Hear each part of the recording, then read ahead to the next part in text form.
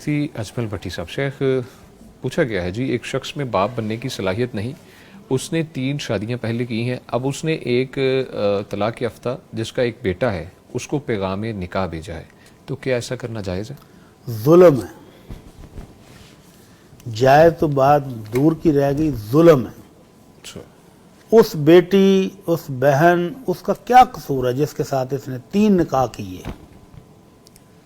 آپ کو پتا ہے کہ کماری بچیوں کی شادیاں پاکستانی معاشرے میں کتنے مشکل ہو چکی ہیں، ہاں بالکل ایسے ہی اور رپورٹس۔ جس بچی کو خلا لیا ہو یا جس کو طلاق ہو گئی ہو، اس کا تو تصور ہی مشکل ہے کہ شادی ہوگی دوبارہ۔ اللہ، اور اس ظالم شخص نے 3 عورتوں کو اس طرح بیکار کیا ہے۔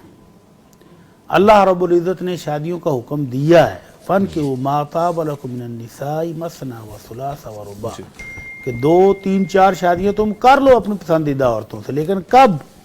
وہ اللہ کے نبی صلی اللہ علیہ وسلم نے فرمایا ہے، یا معشر الشباب من استطاع منکم الباءۃ فلیتزوج، جو شادی کی صلاحیت رکھتا ہے، سب سے پہلے نمبر، سب سے پہلی چیز شادی کی صلاحیت، میڈیکلی فٹ ہو، اللہ، وہ شادی کرے۔ جس کے پاس خرچہ موجود ہو بیوی کو دینے کے لیے وہ شادی کرے۔ جس کے پاس شادی کی استطاعت نہیں ہے اور وہ دھوکہ دے، دھوکے دہی سے شادی کرے تو وہ حرام ہے، بالکل وہ ٹھیک، نجائز کر رہا ہے، ظلم کر رہا ہے، بالکل اور ان بچیوں کے ساتھ وہ بہت ظلم ہے اس معاشرے میں۔ میرے پاس شیخ ایک کیس آیا کہ بچی نے 2 سال تک اپنے والدین کو نہیں بتایا کہ میرا خاوند شادی کے قابل ہی نہیں ہے۔ 2 سال کے بعد اس بچی کی بس ہو گئی، اور بتایا کس وجہ سے کہ ببو میں اس گھر میں صرف نوکرانی ہوں، خامد نہیں ہے، اور ساس مجھ سے نوکروں کی طرح کام لیتی۔ بچی کے پاؤں میں جوتا ٹوٹا ہوا تھا، مرمت بھی نہیں کرا کے دیا، تو والد نے ایسے ہی پوچھ لیا، ایسے روٹین کے مطابق، بیٹا کیا بات ہے، جوتا ٹوٹا ہوا ہے نیا لے لو۔ تو وہ رو پڑی، پھٹ پڑی کہ ابو میں نے 2 سال آپ کو نہیں بتایا کہ میرے ساتھ کیا سلوک ہو رہا ہے، مجھے جوتا نہیں لے کر دیا جاتا، مجھے ناشتہ دوسرے عام انسانوں کی طرح نہیں کیا دیتے، جو کھانا میں نے بنایا ہے اسی میں سے مجھے نہیں کھانے دیا جاتا، اور میں اس گھر میں نوکرانی کی طرح رہ رہی ہوں، مجھے بیوی والے کوئی حقوق حاصل نہیں ہے۔ تو باپ تو سر پکڑ کے رہ گیا کہ بیٹی آپ نے اس وقت کیوں نہ، ابو میں آپ کی عزت کے لیے نہیں بولی۔ اللہ، تو بیٹیاں تو والدین کی عزت کے لیے چپ رہتی ہیں۔ تو یہ شخص جس کو پتا ہے کہ میڈیکلی وہ انفٹ ہے وہ شادی کرے تو یہ ظلم ہے۔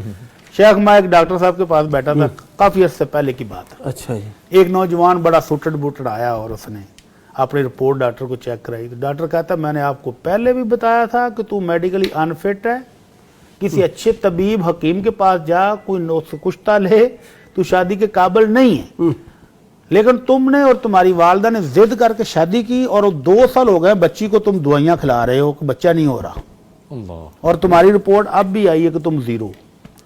اب اگر تم نے اس بچی کو دوائی کھلائی تو میں تمہارے ڈاکٹر ہونے کے ناطے تمہارے خلاف کیس کروں گا کہ تم خود شادی کے قابل نہیں ہو، تم دوائی نہیں کھاتے، تم علاج نہیں کرواتے، اور اس بچی کو جو صحت مند اس کو دوائیاں دے دے، اس کا جگر کا ستیہ ناش کر دیے، بالکل اس کا معدہ بیڑا گرک کر دیا۔ اویئرنیس بہت ضروری ہے اس معاملے تو میں۔ یہ ظلم ہے، شادی کرنا اس کے لیے جائز ہے جو میڈیکلی فٹ ہو۔ سب سے پہلا آپ نے جیسا فرمایا، سب سے پہلی چیز میڈیکلی فٹ ہو، اور اس کے بعد بیوی کو دینے کے لیے نفقے کے لیے خرچہ موجود ہو۔ اچھا مفتی صاحب ایک اور چیز ہے، جیسا کہ آپ فرما رہے ہیں نفقہ ہو، نان نفقہ کے لیے آج کل ہمارے معاشرے میں یہ کہتے ہیں جی شادی کر دو بچہ بعد میں دیکھ لیں گے، وہ لڑکی اپنا رزق لے کے خود آتی ہے، اس کے بارے میں میں چاہوں گا انا للہ و انا الیہ راجعون۔ لڑکا کوئی کام یہی قانون اپنی بیٹی کے لیے کیوں نہیں اپناتے؟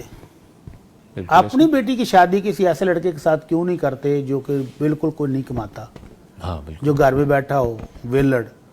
اپنی بیٹی کی شادی کرتے وقت تو مل مالکن ڈھونڈتے ہیں، بالکل اچھی جاب والا ڈھونڈتے ہیں، بالکل باری سیلری والا ڈھونڈتے ہیں، بالکل ایسے ہی، تو دوسروں کی بیٹیوں کے لیے یہ معیار، تو یہ دوگلا پن ہے۔ بے شک ایسے ہی، تو اسلام سے اس کا ہم اسلام کے ساتھ اس کا کوئی تعلق نہیں۔ کوئی تعلق نہیں۔